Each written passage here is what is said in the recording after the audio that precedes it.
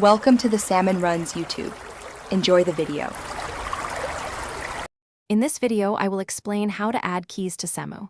First, you'll need to locate your CEMU installation directory. Inside, find the keys, txt file. It's crucial that CEMU is not running when you modify this file to prevent data corruption. Adding new keys allows CEMU to decrypt and run a wider range of games, especially newer titles. Before making any changes, always create a backup of your current keys.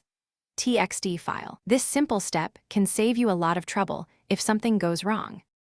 Now, let's talk about where to find these essential keys. Most CEMU users obtain their keys from dedicated online communities, forums, or specific websites that compile them. You'll often search for terms like CEMU title keys or Wii U common keys. It's important to use reputable sources to ensure the keys are valid and safe. These keys are typically long alphanumeric strings, each corresponding to a specific game or system component. Always be cautious and double-check the information. Once you have your new keys, open the keys. Txt file with a simple text editor such as Notepad. Each key needs to be added in a specific format, the key's name and equals sign, and then the key's value. For example, game title key equals your long alphanumeric key. Add each new key on its own line, typically at the end of the file. After carefully entering all the new keys, save the keys, txt file.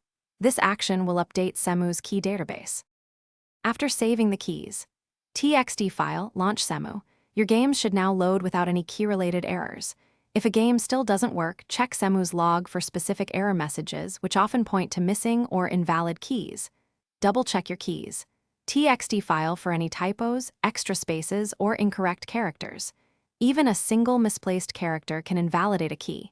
If problems persist, consider re-downloading the keys from a different, trusted source.